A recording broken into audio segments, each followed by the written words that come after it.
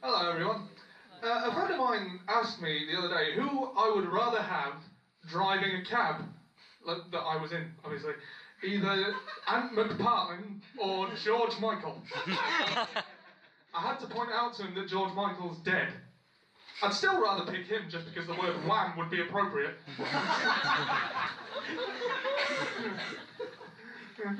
Anyway, my name's Ollie Johnson and I'm going to be doing a bit of stand-up. You know what I meant.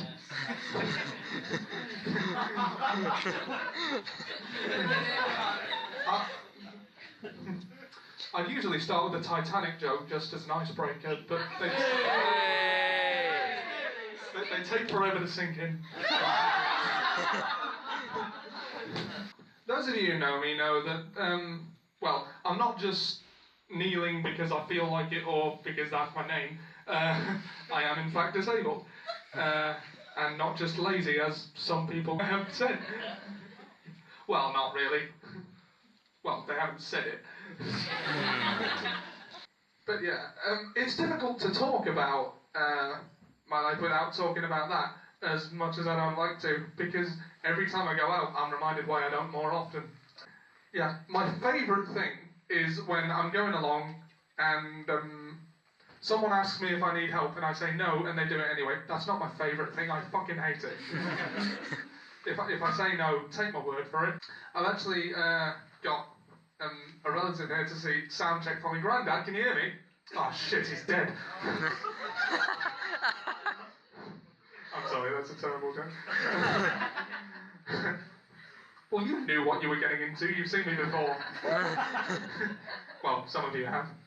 So, I spent a lot of time in special needs education, ages 2 to 18 in the same school. I mean, you don't get that for murder. I don't know what I did in my last life to deserve it, but I hope I enjoyed it.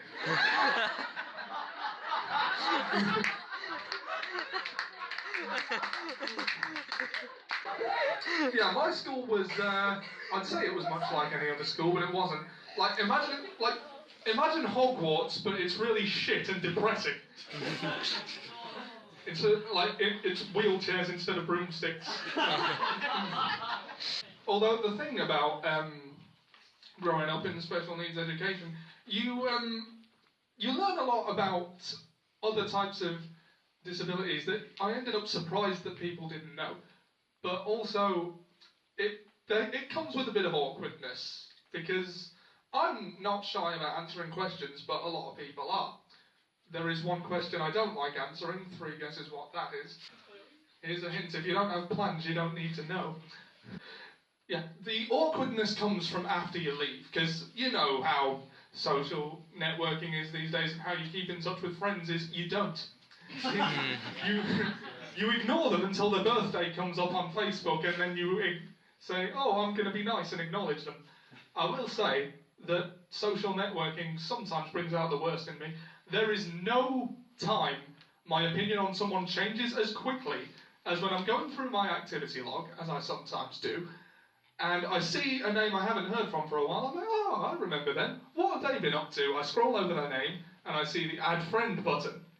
And something like, well, fuck. It's weird being a student at my age, especially in England. My field is arts, design and humanities. I have a degree in performing arts and doing a master's in performance practices. So people assume you're going to go into teaching. I don't know why that's funny. I don't know why me getting a girlfriend. Good point. Well, there is no area in teaching in my field now, because the country is run by a racist Sean Circus Bear and the last Horcrux of Margaret Thatcher.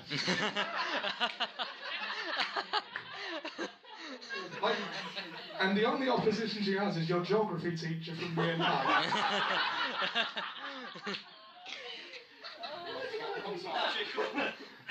I'm low-key trying to convince someone to come and visit England, but it's difficult to, because you've really got to avoid talking about politics if you want to make this place sound appealing.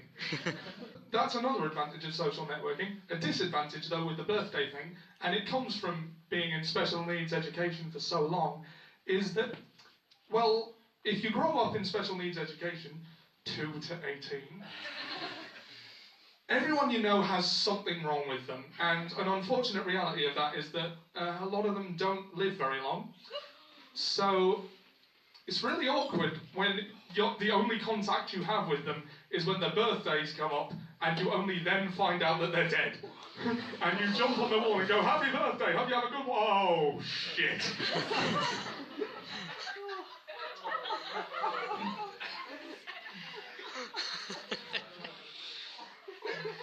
This is my 5th year of academic study. I always used to tell myself that one day I would learn to not leave things to the last minute. I have given up telling myself that. I know it's a lie.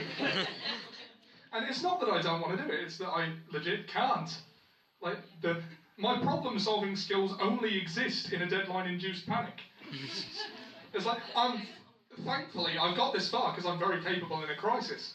I just wish I was remotely capable at any other time. Although I have enjoyed my time at university, and on a somber note, this showcase is probably the last thing I'm going to do as part of Demon Theatre. I've been here 4 years. But, however, I don't like to end on a down note, so I'm going to sing a song, and I promise you I can actually sing this one.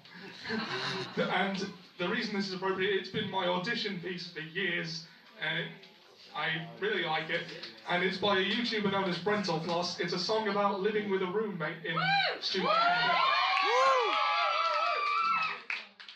Always knows to sing the hits.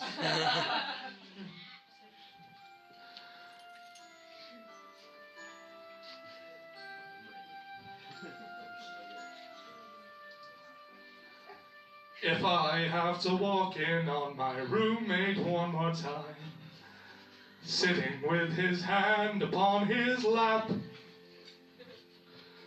filling my computer screen with pictures dirty and obscene, it may be the last before I snap.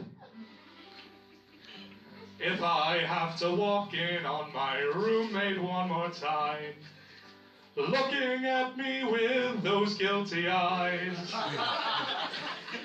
grabbing a blanket in one swift motion, not to mention my bottle of lotion, I may have to say my last goodbyes. I understand the primal need to relieve oneself, of course, and I've accepted the fact that some guys like watching girls jerk off a horse. I can't believe the rudeness, the lack of courtesy. It's okay to use my towel, but not without telling me. If I have to walk in on my roommate one more time and ask him to delete 3 gigs of porn. I mean, I'm not usually picky, but my keyboard's always sticky, so excuse me if I treat him with some scorn. If I have to walk in on my roommate one more time, not looking quite so guilty anymore. He says, "Nah, you might as well just stay. I'm about to blow it anyway. I think I may just push him out the door."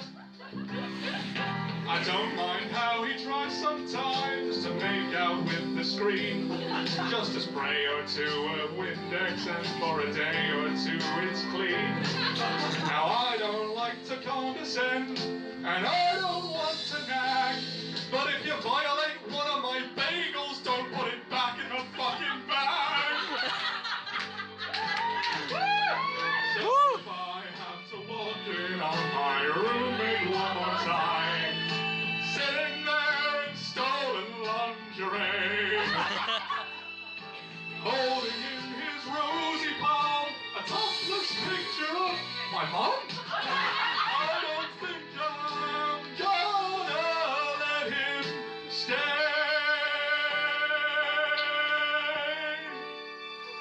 A fitting swan song, I think you'll agree.